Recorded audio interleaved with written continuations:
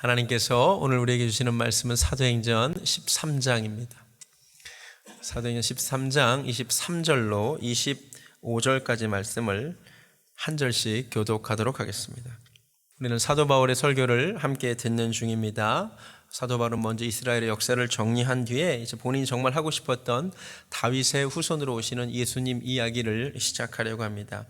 근데 예수님보다 먼저 앞서 보냄을 받은 이가 있었으니 그의 이름이 바로 세례 요한입니다. John the Baptist라고 하죠. 오늘 사도 바울이 세례 요한 이야기를 크게 두 가지를 합니다.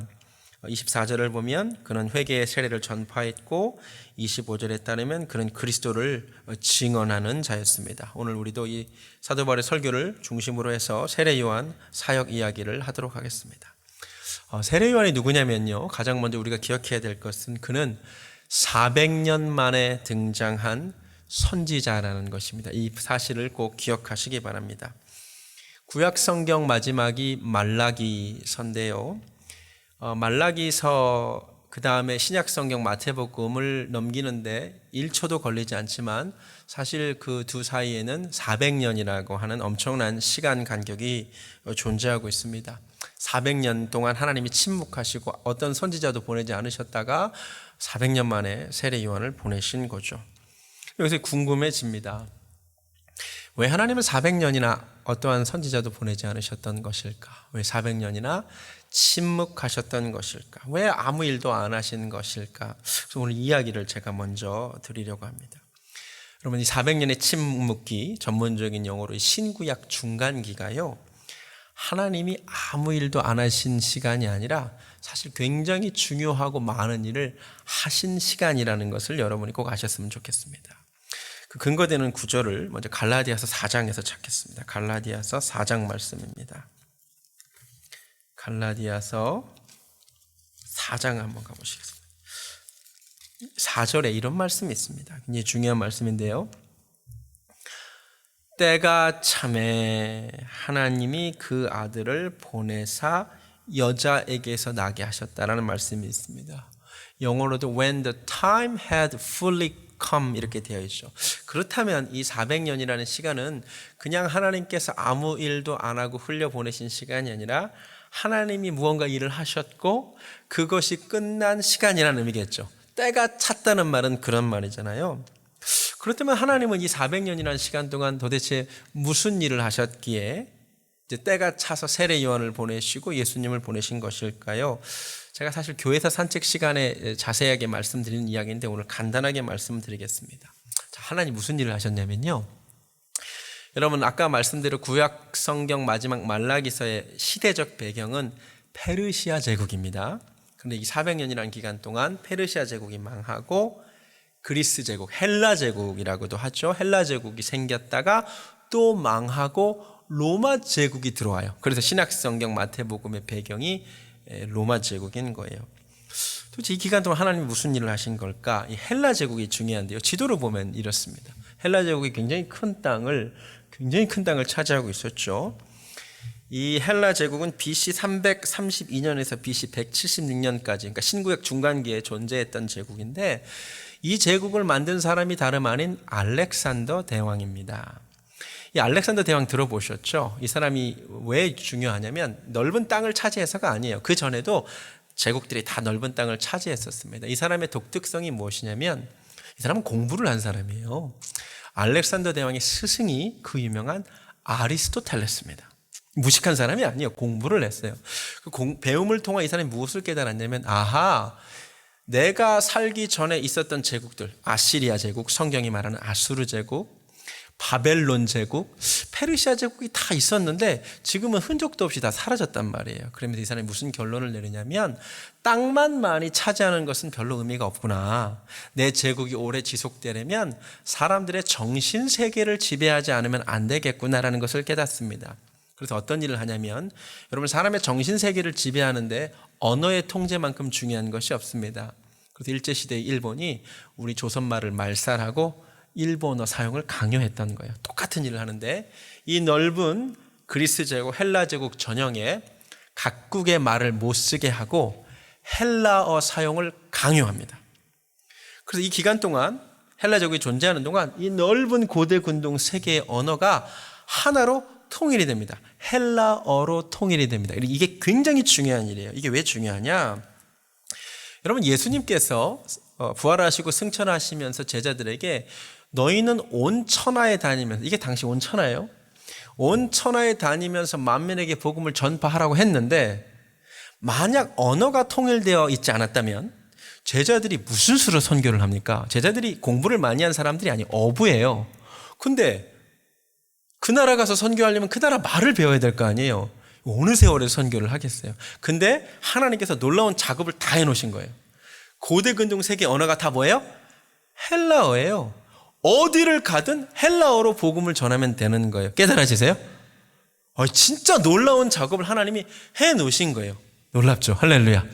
그래서 로마 시대가 돼요. 로마 시대가 되면 이 지도의 판도가 이렇게 바뀌는데 보여주시면, 이 로마 제국 때 어떤 일이 벌어지냐면, 여러분, 모든 길은 로마로 통한다는 말 혹시 들어보셨어요? 로마 제국이 한 가장 중요한 일 중에 하나는 제국 전역에 걸쳐서 도로망을 만듭니다. 그 목적은 로마 군인들을 이동시키기 위해서였어요. 길을 기가 막히게 로마 제국 곳곳에 깔았어요. 지금도 로마 제국 시대에 닦인 길이 지금도 유럽에서 사용하고 있으니 얼마나 대단하게 길을 잘 만들었겠어요. 근데 이게 또 얼마나 중요하냐면, 아니, 세계 선교를 하려고 해도 갈 길이 있어야죠. 도로망이 있어야죠. 근데 그 도로망을 하나님의 로마 제국을 통하여 사실 다 깔아놓으신 거예요. 그리고 팍스 로마나라 그래가지고요, 이 시대가 로마 제국의 힘에 의하여 평화가 유지되는 시대였어요. 그러니까 세계 여행을 하려고 해도 치안이 유지되지 않으면 무서워서 못 가잖아요. 근데 어디를 가도 제국 전역에 로마 군인들이 있었기 때문에 사실 마음 놓고 처음으로 사도 바울이 지금 세계 선교 여행을 편하게 할 수 있었던 이유도 언어가 통일되어 있고 길이 닦여 있고 치안이 문제가 없었기 때문인 거죠. 할렐루야. 놀라운 거죠. 여러분, 이 400년이라는 하나님의 침묵 시간은 사실 하나님이 아무 일도 안 하신 것이 아니라 사실 세계의 복음이 전파되기 위하여 중요한 일은 다 해놓으셨어요. 그리고는 때가 참에 누구를 보내셨냐면 세례 요한을 먼저 보내셔서 이제 주님 오실 길을 예비하는데, 여기서 말하는 길은 이제 사람들의 마음의 길을 준비하는 거죠. 사람들을 준비시키고 예수 그리스도께서 오시는 거죠. 이것을 아시고 오늘 설교를 듣겠습니다. 누가복음 1장으로 가보시겠습니다. 누가복음 1장에 세례 요한에 대한 수태 고지가 나옵니다. 1장 13절입니다. 천사가 그에게 이르되 사가랴여 무서워하지 말라. 너의 간구함이 들린지라. 내 아내 엘리사벳이 내게 아들을 낳아주리니 그 이름을 요한이라 하라. 너도 기뻐하고 즐거워할 것이요 많은 사람도 그의 태어남을 기뻐하리니 이는 그가 주 앞에 큰 자가 되며 포도주나 독한 술을 마시지 아니하며 모태로부터 성령의 충만함을 받아 이스라엘 자손을 주 곧 그들의 하나님께로 많이 돌아오게 할 자라는 예언을 받고 태어납니다. 놀라운 축복입니다. 여러분, 성경 전체에서 어떤 인물이 태어나게 될 것이다라는 수태고지를 받고 태어난 사람은 3명에 불과합니다. 구약시대에서는 삼손이 유일하고요, 신약시대에는 세례 요한 그리고 예수님입니다. 얼마나 복된 자죠. 주님 앞에 큰 자, 사람 앞에 큰 자가 아니라 주님 앞에 큰 자. 나시린처럼 포도주와 독주를 마시지 않고 모태로부터 성령에 충만하고 이스라엘 자손을 하나님께로 돌아오게 할 자. 할렐루야. 놀라운 축복을 받고 태어납니다. 그런데 이 축복의 예언을 받고 태어난 세례 요한의 그 다음 행적이 더 은혜가 됩니다. 누가복음 1장 80절을 한번 보겠습니다. 아이가 자라며 심령이 강하여지며 이스라엘에게 나타나는 날까지 빈 들에 있으니라. 이 말씀이 참 중요합니다. 그가 축복의 말씀, 약속의 말씀을 받고 태어났지만 그가 아무 일도 안 한 것이 아닙니다. 그는 하나님께서 자기를 쓰실 때까지 빈들에서 하나님과 독대하며 하나님의 말씀을 기다리고 살았다는 것이 중요합니다. 할렐루야.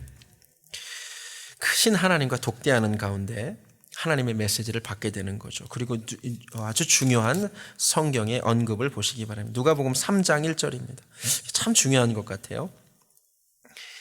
디베르 황제가 통치한 지 15해 곧 본디오 빌라도가 유대의 총독으로 헤롯이 갈릴리의 분봉왕으로 그 동생 빌립이 이두레와 드라고니 지방의 분봉왕으로 루사니아가 아빌레네의 분봉 왕으로 안나스와 가야바가 대제사장으로 있을 때에 누가는 7명에 달하는 당시 종교 정치 지도자의 이름을 쭉 언급합니다. 그런데 당시 사람들이 주목할 이 중요한 사람들의 이름을 한번 언급한 뒤에 무슨 얘기를 하냐면 이 모든 사람들을 그냥 다 지나쳐서 하나님의 말씀은 빈들에 있는 사가랴의 아들 요한에게 임했다라고 기록하고 있습니다. 굉장히 중요합니다.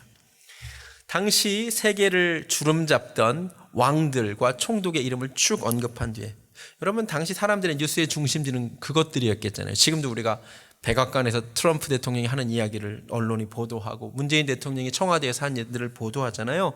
그런데 당시 시대도 마찬가지였을 텐데 성경의 카메라는 그 7명에 달하는 지도자들을 차례로 그냥 패스해요. 별로 중요치 않다는 거예요. 하나님은 누구를 주목하느냐? 광야에서 빈들에서 하나님을 바라보고 있는 요한에게 임했다는 거죠. 할렐루야. 사람이 주목하는 사람과 하나님이 주목하는 사람이 다름을 깨달으시기 바랍니다. 하나님은 누구를 주목하느냐? 빈들에서 하나님을 찾고 하나님의 음성을 기다리는 자를 주목하심을 깨달으시기 바랍니다. 여러분 7월 7일부터 저희가 새벽 예배를 다시 재개합니다. 여러분 물론 집에서도 기도하셨겠지만 그래도 성전에 나와서 함께 기도하는 데 은혜가 있습니다. 사모하는 마음으로 주님 앞에 나와 새벽을 깨워 기도할 때 주님이 여러분을 주목하실 줄로 믿습니다. 누가복음 3장이 2020년 버전으로 하면 2020년 도널드 트럼프가 미국 대통령으로, 블라디미르 푸틴이 러시아 대통령으로, 시진핑이 중국 주석으로, 아베가 일본 총리로, 보리스 존슨이 영국 총리로, 메르켈이 독일 대통령으로, 마크롱이 프랑스 대통령으로, 문재인이 한국 대통령으로 있을 때, 그래서 모든 언론과 뉴스는 그것을 주목할 때 하나님의 관심은 이른 새벽을 깨워 기도의 자리에 나와 하나님께 부르짖는 아틀란타 베델교회 그 성도에게 향하더라. 할렐루야. 이런 은혜가 있기를 주님의 이름으로 축원합니다. 그리고 이제 그가 광야에서 사역을 시작합니다. 3장으로 가겠습니다. 누가복음 3장 3절입니다. 요한이 요단강 부근 각처에 와서 죄 사함을 받게 하는 회개의 세례를 전파합니다. 아까 사도 바울도 세례 요한의 사역을 요약하면서 그가 회개의 세례를 전파했다 그랬습니다. 마태복음에서도 3장 1절에 뭐라고 말하냐면 그때 세례 요한이 이르러 유대 광야에 전파하여 말하되 회개하라 천국에 가까웠느니라. 세례 요한의 사역에 대한 모든 보도는 하나로 집약되는데 그것은 바로 회개하라는 설교였다는 것입니다. 세례 요한은 설교를 많이 했습니다. 다양한 사람들에게 설교했습니다. 그런데 주제는 딱 하나였습니다. 회개하라. 원포인트 설문이었습니다. 이 세상은 그렇게 좋아하는 메시지가 아닙니다. 이 세상이 원하는, 요새 사람들이 교회에 와서 듣고 싶어하는 메시지는 위로라고 합니다. 세상이 너무 각박하고 너무 어렵기 때문에 제발 교회에서라도 우리를 따뜻하게 위로해 줬으면 좋겠다. 이게 사람들의 바람이랍니다. 그런데 여러분 잘 들으십시오. 세례 요한의 설교는 위로가 아니었습니다. 세례 요한의 설교는 회개하라는 외침이었습니다.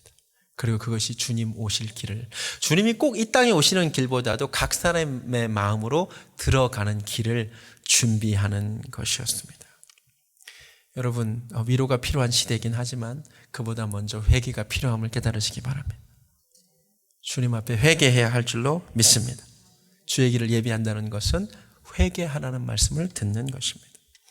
그런데 놀랍게도 그가 회개하라는 말씀 한 가지 메시지만 전했는데 듣는 청중에 따라 그 하나의 메시지가 다양하게 들렸고 다양하게 작동했다는 것을 알 수 있습니다. 4절을 보면 이게 선지자 이사야 예언의 성취인데 광야에 외치는 자의 소리가 있어 이르되 너희는 주의 길을 준비하라.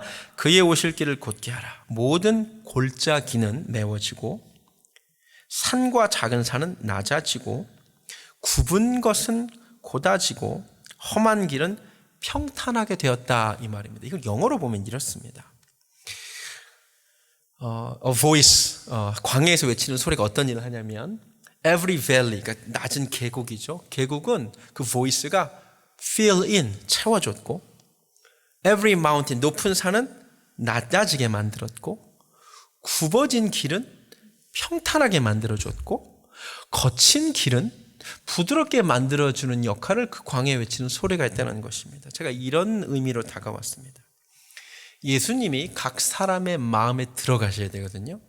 그러니까 세례요한의 설교가 각 사람의 마음으로 주님이 오실 길을 예비했는데 사람의 마음의 상태가 다 제각각이었어요. 그런데 그의 하나의 설교, 회개하라 천국이 가까이 왔다는 설교가 사람의 마음에 따라 각각 다른 역할을 했습니다. 사람들 가운데 너무 낮은 열등감에 시달리는 또 공허하고 그런 마음이 있어요. 그런 계곡 같은 마음이 있어요. 근데 그의 마음을 세례 요한의 설교가 채워줬다는 거예요. 할렐루야. 그래서 주님이 들어가시는 길이 준비가 되었어요. 어떤 사람의 마음은 너무 높아요. 산처럼 높고 교만해요. 주님이 그 마음에 들어갈 수 없는데 세례 요한의 말씀을 들을 때에 그 높은 마음이 깎아져서 낮은 마음으로 되었다는 거죠. 그리고 주님이 들어갈 수 있다는 거예요. 어떤 사람의 마음은 이렇게 굽어졌어요. 꼬여 있어요. 주님이 들어갈 수가 없어요. 근데 말씀을 들을 때 그 마음이 곧게 펴졌다는 거죠. 어떤 사람은 마음이 상했어. 거칠어졌어.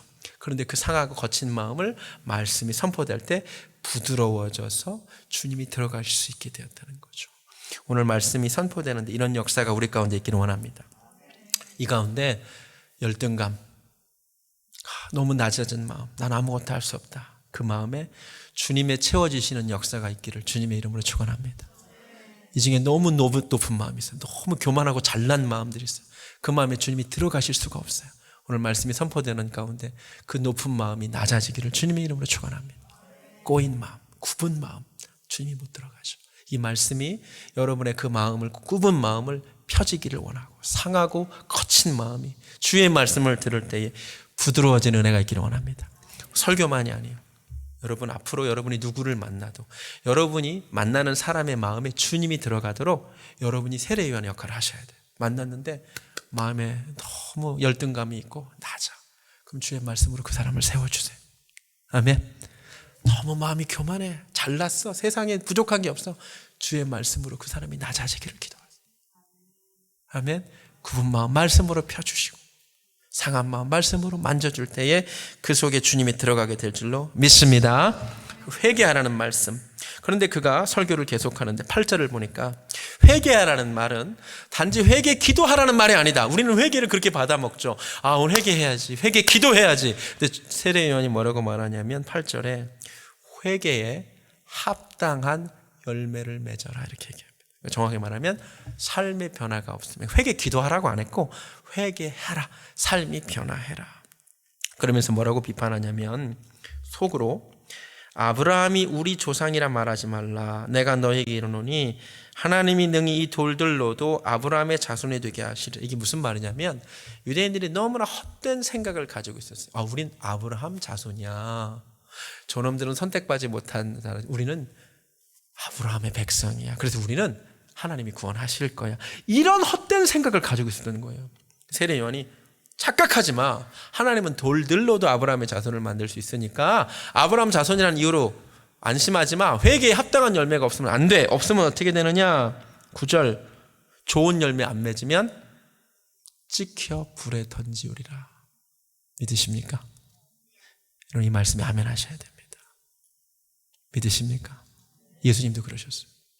나는 포도나무고 너희는 가지인데 좋은 열매 맺지 아니하는 나무는 내가 찍어버리겠다 그랬어요. 우리가 이런 말씀에 귀를 닫습니다. 여러분 잘못된 교리가 잘못된 신앙을 만듭니다. 한번 구원받았으니까 괜찮아. No. 오늘 말씀대로 하면 속으로 내가 세례받았다고 안심하지 말라. 내가 모태신앙인이라고 안심하지 말라. 내가 어렸을 때부터 교회 다녔다고 안심하지 말라. 회개에 합당한 열매가 없으면 찍어 던져버리리라 주님이 말씀하십니다. 성경은 믿음과 행위를 구분하고 있지 않습니다. 우리가 교리로 구분하는 거죠. 행함이 없는 믿음은 그 자체가 죽은 믿음임을 깨달으시기 바랍니다. 삶이 변화되라는 거예요. 그래서 삶에 합당한 열매가 뭐냐라고 궁금해서 물어봐요. 10절에 무리가 물어 이르되 무엇을 하리이까? 대답하되 이것이 합당한 열매다. 옷 2벌 있는 자는 옷 없는 자에게 나눠줘라. 먹을 것이 있는 자도 나눠줘라. 세리들도 와서 묻습니다. 그럼 우리는 어떻게 하는 것이 회개에 합당한 열매를 맺는 것입니까? 부과된 것 왜 거두지 말라. 군인들도 묻습니다. 어떻게 하여야 하리까? 이게 다 삶이죠. 사람에게서 강탈하지 말며 거짓으로 고발하지 말고 받는 금료를 족한 줄로 알아. 네, 삶이 변해야 한다는 거죠. 여러분 진짜 예수님 믿으십니까? 우리 삶이 변해야 할 줄로 믿습니다. 세례요한은 지금 이렇게 말하고 있지 않습니다. 나처럼 광야에 나와서 약대 털옷 입고 메뚜기와 석청 먹고 외쳐라 이렇게 말하지 않습니다. 그냥 군인은 군인대로 살면서 세리는 세리대로 살면서 너의 삶에서 변화된 모습을 보여라. 여러분 은혜 받았다고 다 신학교 가실 필요 없습니다. 다 목회자 될 필요 없습니다. 있는 그 자리에서 변화된 열매가 있기를 주님의 이름으로 축원합니다. 이 일들을 통하여 많은 사람들이 주님께 돌아오게 됐대요. 저는 이 말씀이 참 좋았어요. 당시에 많은 이들이 종교적인 일들을 했어요. 서기관들이 열심히 살았습니다. 서기관들이 하는 일은 율법을 베끼는 것이었습니다. 율법을 막 얼마나 정성스럽게 진지하게 베끼는지 몰라요. 그런데 성경 어디에도 선지자들이 서기관들이 많은 사람들을 주님께로 돌아왔게 했더라는 말이 없어요. 율법사들은 율법을 가르치는 일들을 했어요. 근데 성경 어디에도 당시 율법사들이 많은 사람들을 주님께로 돌아오게 했다라는 구절이 없어요. 바리새인들은 율법을 지키려고 얼마나 노력했던 사람들인지 몰라요. 그런데 성경 어디에도 바리새인들이 사람들을 주님께로 돌아오게 했다라는 말이 없어요. 사두개인들은 사독 제사장의 후예인데 성전을 그렇게 중요하게 여겨서 성전에 살았어요. 그런데 그 어디에도 사두개인들이 주님께로 많은 사람을 돌아오게 했다는 말이 없어요. 여러분 열심히 맡은 일들을 다 했어요. 다 진지하게 나름 바쁘게 열심히 살았어요. 수고했어요. 그런데 그들의 결과는 가장 중요한 일을 안 한 건데 하나님께로 사람들을 돌아오게 하지 못했다는 거예요. 반면 세례요한은 사람들의 마음을 주님께로 돌아오게 했대요. 여러분 소망합니다. 우리 교회가 하는 많은 일들이 여러분이 교회에서 하는 모든 섬김이 사람들을 주님께로 돌아오게 하는 데 쓰임받기를 원합니다. 아멘. 그게 없다면 다 것입니다. 여러분 내가 하는 일이 내가 이 사람을 주님께로 돌아오게 하는 데 쓰임받기를 소원하기를 주님의 이름으로 축원합니다. 중요한 점 요한은 설교자였어요. 그리고 세례를 주었어요. 어떠한 기적이나 능력을 행하지는 않았습니다. 우리 요한복음 10장 한번 가보겠습니다. 요한복음 10장. 저는 이 말씀이 참 중요한 것 같아요. 세례 요한의 사역 41절. 요한복음 10장 41절 말씀인데 많은 사람들이 요한을 이렇게 평가합니다. 많은 사람이 왔다가 말하되 요한은 아무 표적도 행하지 아니하였으나 예수님은 이제 많은 표적을 행했다는 것. 이 부분을 강조합니다. 요한은 어떠한 기적도 어떠한 능력도 어떠한 표적도 행한 바가 없습니다. 그는 그냥 말씀만 전했습니다. 그런데 그 결과 많은 사람들이 주님께로 돌아왔습니다. 할렐루야. 여러분 우리 교회를 통하여 어떤 놀라운 기적, 놀라운 표적, 놀라운 은사가 나타나는 건 참 좋은 일입니다. 그런데 혹 그러지 않아도 이곳에 선포되는 말씀이 하나님께 많은 사람들을 돌아오게만 하면 그것이 하나님의 기뻐하시는 교회인 줄로 믿습니다. 우리는 너무 기적을 원하는 거 아세요? 아주 대단한 일이 좀 있었으면 좋겠어. 그죠? 설교자들도 보통 그래요. 막 내게 능력이 임해가지고 막. 그런데요, 그런 것보다도 사람들을 주님께로 돌아오게 하는데 주의 종이 쓰임 받으면 되는 거예요. 아멘. 저는 정말 그래요. 저는 대단한 은사가 없거든요. 전 별로 다른 은사가 없어요. 그런데요, 하나님께서 이 부족한 설교를 통하여 한 사람이라도 주님께로 돌아오게만 한다면 전 쓰임 받고 있다고 믿습니다. 그런 은혜가 있기를 소원합니다.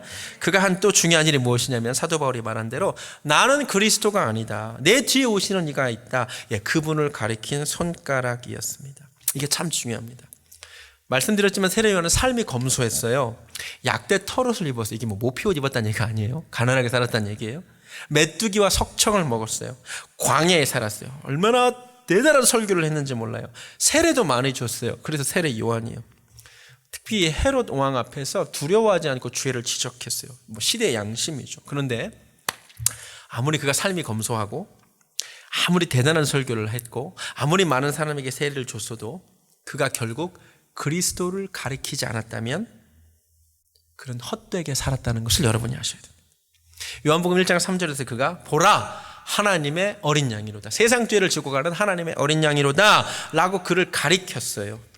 이렇게 하지 않았다면 그의 모든 사역은 다 헛것이라는 걸 여러분이 아셔야 됩니다. 자, 누가 좋은 목사고 누가 좋은 설교가인지를 말씀드릴 그런 바로미터를 오늘 알려드리겠습니다. 세상 사람들은 이런 목회자를 좋아합니다.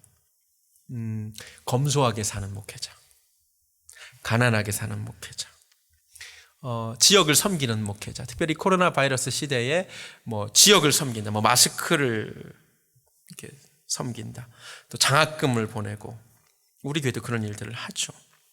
그런 교회를 굉장히 좋은 교회라고 칭찬합니다.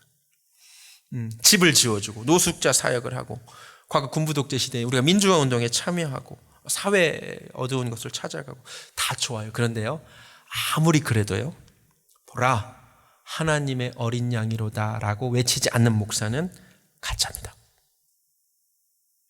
아멘. 여러분, 세상이 박수치는 목회자를 보고 같이 박수치지 마세요.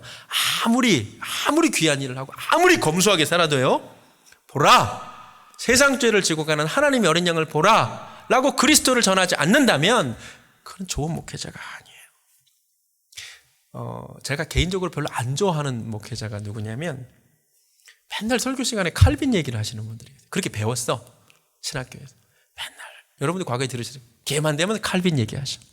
어떤 분은 기회만 되면 웨슬리 얘기를 해. 어떤 분은 바르트를 전공해서 맨날 칼바르트야. 어떤 분은 또 폴 틸리 공부했다고 폴 틸리 얘기만 해. 끔찍한 설교자죠. 여러분, 우리가 보라 하나님의 어린 양이로다. 여러분, 우리가 예수님을 보기를 원합니다. 예수님 보셔야 됩니다. 예수님만이 우리의 구원자이심을 믿습니다. 요한복음 3장으로 가보겠습니다. 요한복음 3장에 28절에 이런 말을 또 세례 요한이 합니다. 내가 말한 바 나는 그리스도가 아니요 그의 앞에 보내심을 받은 자라고 한 것을 증언할 자는 너희니라. 신부를 취하는 자는 신랑이나 서서 신랑의 음성을 듣는 친구가 크게 기뻐하나니 나는 이러한 기쁨으로 충만하였노. 나는 그리스도가 아닌데 그분을 가리키는 손가락인데 기쁘다는 거예요. 조연의 기쁨. 우리는 다 너무 주인공이 되려고 하는데 그런 예수님을 드러내는 게 기뻐되는 거예요. 여러분, 우리에게 이런 기쁨이 있기를 원합니다. 자, 간증을 아무리 해도 자기 얘기만 하면 그거는 잘못된 간증이에요. 간증을 통하여 하나님이 영광 받으시길 원합니다. 예수님이 드러나기를 원합니다. 30절에 그는 흥하여야 하겠고, 예수님은 흥하여야 하겠고, 나는 쇠하여야 하리라. 영어로 이렇게 되어 있는데 He must become greater. I must become less. 다른 번역이 He must increase. I must decrease. 너무나 좋은, 너무나 중요한 고백입니다. 그래야만 한다는 거예요. 그렇지 않으면 안 된다는 거예요. 여러분, 우리 인생에 예수님이 점점 커지시는 은혜가 있기를 원합니다. 기도를 해도요, 처음에 기도할 때는 내 계획이 있죠. 내 소원이 있죠. 하나님 이 계획을 꼭 들어주셔야 돼요. 그런데 기도를 하면 할수록 그건 다 없어지고 주님 계획대로 하세요. 주님 뜻대로 하세요. 주님이 커시는 은혜가 있기를 주님의 이름으로 축원합니다. 기도가 변해야 돼. 내 삶의 생각이 변해. 나 20대, 30대, 40대, 50대 내가 이런 일들을 해야지. 내 생각들이 있었잖아요. 그런데 시간이 갈수록 그런 것들이 이제 하나도 중요하잖아. 다 없어져. 주님 뜻대로 하세요. 주님이 내 삶에 커질 때 주님이 기뻐하실 줄로 믿습니다. 비밀이 있어요. 요한이 그렇게 작아지기를 원했는데 주님이 뭐라 그런 줄 아세요? 마태복음 11장입니다. 마태복음 11장 11절 주님 뭐라 그러셨냐면, 내가 진실로 너에게 말하노니 여자가 낳은 자 중에 세례 요한보다 큰 이가 일어남이 없도다. 놀라운 얘기입니다. 작아지기를 원했는데 주님이 말하기를 여인이 낳은 자 중에 세례 요한이 제일 크대요. 세례 요한이 오래 살지 않았습니다. 빨리 죽었습니다. 많은 추종제를 남기지 않았습니다. 처음엔 많았는데 다 떠났습니다. 자기 제자도 예수님 따라가죠. 어떠한 글도 안 남겼습니다. 아무 글도 남긴 사람이 아닙니다. 그런데 주님 말하기를 그래도 세례 요한이 제일 큰 자래요. 이유는 하나밖에 없어요. 자기가 작아지기를 원했고 예수님이 자기 삶에 커지기를 원했기 때문입니다. 이런 은혜가 있기를 주님의 이름으로 축원합니다. 말씀 마칩니다. 우리가 세례 요한의 삶을 살기 원하고 세례 요한의 사명을 감당하기 원하는데, 먼저 우리도 광야에서 빈들에서 주님과 독대하는 시간이 있기를 원합니다. 주님이 여러분을 주목하실 줄로 믿습니다.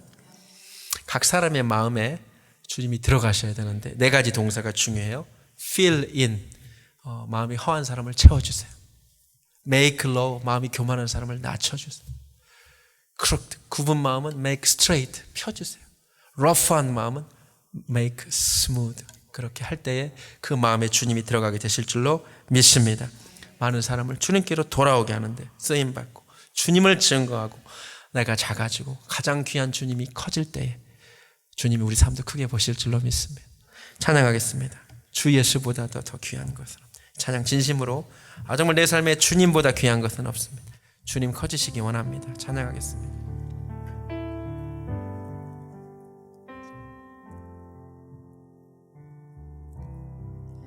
주 예수보다 더 귀한 것은 없네. 이 세상 부귀와 바꿀 수 어린 양을 보기 원합니다. 영축을 내 대신 돌아가신 그 놀라운 사랑 있지. 주 예수보다 더 귀한 것은 없네. 주 예수보다 더 귀한 것 이 세상 명예와 바꿀 수 없네. 이 세상 명예와 바꿀 수 없네. 이전에 즐기던 세상 일도 주 사랑하는 말 한 번 더 고백합니다. 주 예수보다 더 귀한 것 없습니다. 주 예수보다 더 귀한 것은 이 세상 행복과도 바꿀 수 없습니다. 이 세상 행복과 바꿀 수 아멘. 유혹과 핍박이 몰려와도 주 섬기는 내 맘 편치 못. 아멘. 세상 즐거움 다 버리고 세상 사랑 다 버렸네. 주 예수보다 더 주 예수보다 더 귀한 것은 없네.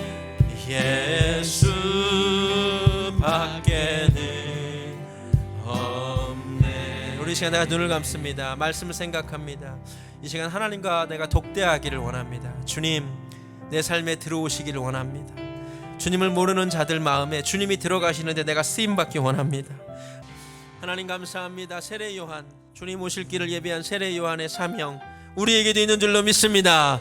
다시 오실 주님, 아버지 하나님, 그 길을 예비하는데 우리가 쓰임받게 하여 주시고 사람들의 마음에 주님이 들어가는데 그 마음이 주님께로 돌아오게 하는데 우리가 쓰임받게 하여 주시옵소서.